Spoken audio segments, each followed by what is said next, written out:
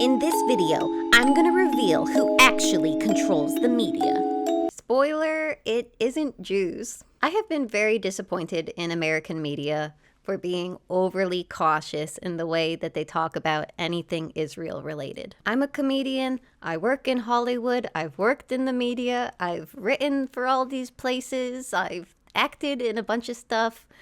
I know what I'm talking about. Yes, there are pro-Israel jerks in Hollywood.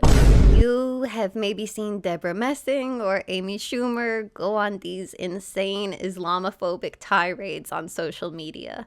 There's other people in Hollywood who think like them, but they have the media training or the self-awareness to not go on these tirades. Those people are jerks, and they don't hire people who think differently than them. That's true, that's real. Even still, I think that is such a small number of people.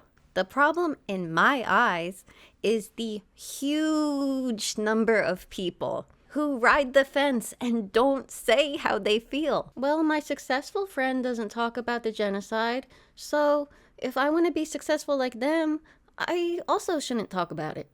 Oh, this guy who is like kind of weird about Israel. He said that he wanted to work on something with me. So I should probably be quiet just until that project is over with.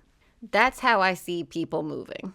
Authenticity is dangerous and expensive. I don't think so, honey. This is actually, that's what that is. Wow, And that is so that's real. an all-timer. The people that listen to this, like, they don't say their real opinions. And it's like, yeah, I don't think that anyone needs that. I want to hear people's opinions, especially comedians. We should be speaking truth to power. We should be punching up. What is more punching up than Netanyahu? There you are, Mr. Netanyahu! Just who do you think you are? Killing thousands and flattening neighborhoods, then wrapping yourself in Judaism like it's some shield from criticism. Not talking about it and not showing a diverse opinion on Israel makes people think all Jews support Israel. You're making life for Jews miserable and life for American Jews impossible. Oh, don't you roll your eyes at me, mister. You know what you're doing, and you're doing it on purpose. As you can see, I will be using clips from TV and some other places to illustrate some of my points. I'll also be showing some footage from a protest outside of Paramount Studios. Some assholes are trying to create this right-wing media empire in fucking Los Angeles. My friend Elizabeth told me that she had been going to a weekly protest outside of Paramount, but they hadn't gotten any media attention.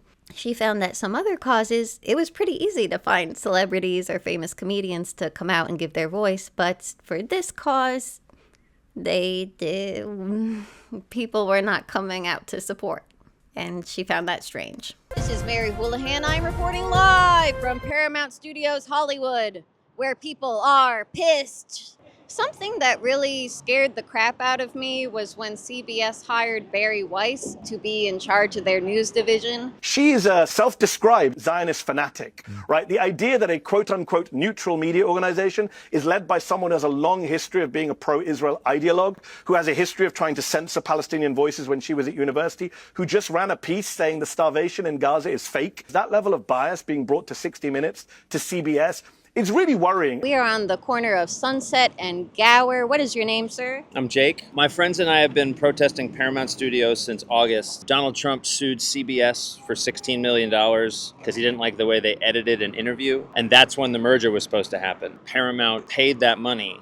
The merger was approved. So that was bribery. I sincerely believe people have failed to talk enough about Bari Weiss and the Ellisons and the CBS takeover, because to do so, you would have to talk about Israel. You would have to call them out for being total freaks for Israel.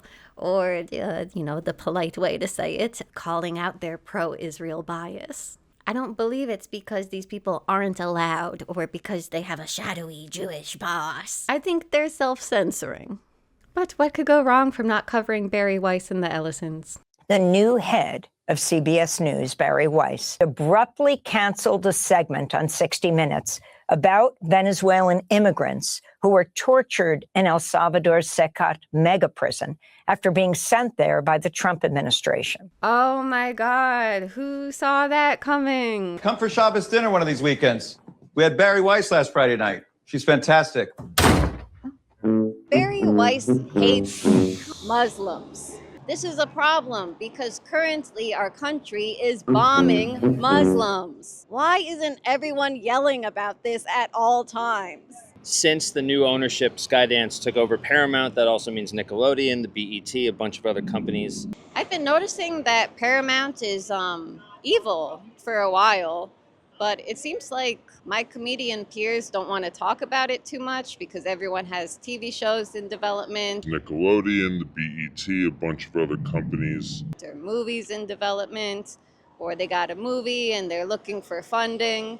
And so you don't want to say anything too radical and piss people off. But if no one talks about it, what the hell? Probably my favorite piece of comedy from 2025 was Nathan Fielder's The Rehearsal Season 2, particularly his episode about Paramount Plus. In late 2023, I discovered that the episode of Nathan for You featuring the Summit Ice story mysteriously went missing from the Paramount Plus streaming service. I wrote an email to some contacts I had at Paramount, asking them why the episode was removed. Paramount Plus removed an episode of Nathan's show. He asked why. They said in corporate speak because of sensitivities. He wants a more specific answer from them, but he has to be careful because he has another show running on Paramount Plus and he doesn't want that to get canceled or jeopardized. They respond saying that they removed his show because of the Israel-Hamas attacks. Currently, on the Paramount app, there are 50 results for Nazi, 10 for Hitler, and 0 for Judaism. We've been erased. Think about it. If Paramount Plus would shelf a Canadian Jewish creators show over sensitivities over Israel-Hamas, how do you think they're treating Muslim creators, Palestinian creators? The irony is that this episode was made way before the Ellisons took over. They were censoring people then. It's even worse now. Nathan said that he was afraid of his show The Curse with Emma Stone getting canceled. Well, now that the Ellisons have taken over, allegedly Emma Stone is blacklisted from their channel. The owners are very against the pro-Palestinian movement. Allegedly, they have a blacklist of actors who support the pro-Palestinian movement. Nathan hysterically depicts Paramount Plus employees as Nazis with Paramount Plus armbands, just following orders. I love what Nathan says to the fake Paramount executive. When it comes to art, I think you have to know your place and you have to let us Jews express ourselves because honestly, the way you're approaching this whole thing, people might get the wrong idea about what you actually stand for. When it comes to art, you have to let us Jews express ourselves. When you don't let Jewish artists express themselves on this topic, people out there are going to think that all Jews support Israel. But that's not true. I grew up in a super Jewish area. I know tons of people who have ties to Israel, who have relatives in Israel, but their politics are anti-Israel. Their politics are more like this. Pardon the music. I think that as a Jewish person, I was fed a huge amount of lies about Israel my entire life. Yeah. They never tell you that. Oh, by the way, there were people there. They make it seem like it was just sitting there. The fucking doors open. Hours for the taking. I'm afraid of Jews. I'm 100% afraid of Jews. Oh, yes. When Seth Rogen says that he's scared of Jews, he's not saying that there's this shadowy group of people that's gonna make sure he can never work in Hollywood again. He's just saying that, speaking honestly about Israel, he's going to get a bunch of mean tweets and probably some articles saying he's a self-hating Jew. Your interview with Chris Cuomo, you guys got into it on a couple of things. He called you a self-loathing Jew, which I didn't know is something that Gentiles could throw around. You were part of the new self-hating Jew. You're a bad Jew. Adam Friedland made these same kinds of statements this year. That was a great interview. What does it look like to have a flag with a Jewish star and I'm Jewish? And for kids to be starving right now. The world is seeing something that looks terrible and it's being done in my name. And I don't know what to do. But the war began on October 7th. No, it didn't. I want mainstream comedy to make fun of this stuff. I want late night comedy shows to make fun of Bari Weiss, Netanyahu, to call out the genocide. I think you can do it in a funny way. I don't think it's like too serious to joke about. Charlie Chaplin made fun of Hitler. Looney Tunes made fun of the Nazis. I want to see a silly goose on my TV make fun of this stuff. I would love SNL to do something. I think it's crazy that they haven't had anyone play Netanyahu. It is crazy to me that The Tonight Show has not had a single Muslim comic do 5 minutes of stand-up throughout the entire genocide. I think that's really inexcusable. And I'm not just like being a hater. Like there's a precedent for this. Late night TV used to be cutting edge. They used to do shit like this. Ed Sullivan fought to showcase Black performers at a time when discrimination was rampant on TV. When Sullivan was here, he handpicked every performer who appeared on the show. But his decision to spotlight Black talent brought threats of boycotts and backlash from advertisers. Ed Sullivan felt it was important to stand up for what was right, even if it wasn't the popular decision. And he actually put his career on the line to stand up for those principles. I want to see mainstream network and cable TV joke about this stuff because I think there's real consequences when they don't. Just do it. Pitch the sketches, pitch the jokes. Come on, what are you waiting for? It makes Jews safer. It dispels the myth that Jews control the media. A lot of people tell me they think it's a lost cause because, like, mainstream TV might be going away anyway. Like, maybe all of this will go away in a couple years and it'll all be streamers. And, you know, why worry about late night shows? Jake Hart says that people who have the means to do so or who might be good at raising money should make studios. A thing we hope talent, whether they're being blacklisted or they're just taking a moral stand against companies like this, a thing we'd love to see discussed is the idea of artists making independent studios. Like way back in the day, Charlie Chaplin formed United Artists so he could be in control. And it's hard to ask filmmakers to sort of, can you put aside filmmaking for a minute, be a studio executive, raise capital, announce a slate of X amount of movies a year that you're going to make? That's the kind of change we need to see if creatives are going to be able to keep doing this for a living.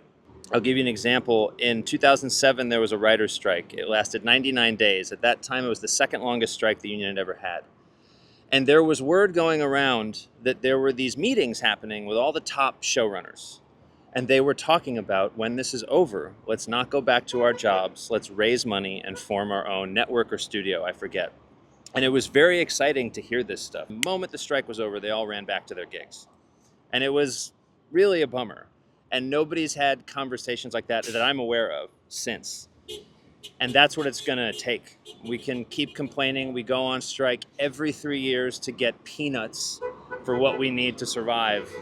And until somebody takes a big swing and tries to just subvert the industry as it exists and form a new branch. Ava DuVernay, who made Selma, she made a movie a few years ago called Origin. And she fundraised, she went to 501c3s and nonprofits to fundraise the film that way. She went to groups whose sort of mandate spoke to what the movie was about. And that was huge. And media didn't cover it at all because the studios don't want people to know that work. She didn't get any award nominations, some wonderful, important movie. And she tried to do it.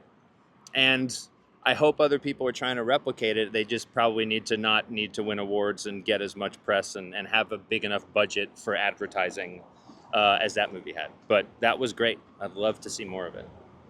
Something I would really like to see is comedians and YouTubers, people who have just won the lottery in terms of YouTube or Patreon. Like, I'd love to see the Cumtown Boys be a film studio. I'd love to see Miss Rachel be a film studio. And I have seen it so much in the past couple years that people like that. The Cumtown Boys and Miss Rachel are more honest. They speak up about Palestine Whereas people who are cast in major network TV shows, maybe they'll post a fundraiser link every 6 months, but they're not going to say anything too rude, too loud. I also want to give a shout out to Connor O'Malley and Joe Pera. They self-produce their specials, put them right on YouTube. They produce other people's specials.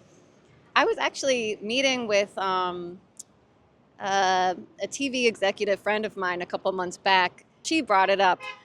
Oh, can't Connor and Joe just start a studio? Can't they? And I was like, I know, hopefully. Artists can find a way to trade on their names and raise capital. It just needs to happen in a big way, and it needs to be more than one scrappy group of people doing it. That's a great start. Personally, I would really love to start a studio, but I need to learn how to raise money first. We thought it would be funny to stand on a scooter. Elizabeth, is it funny? Nice. Thank you.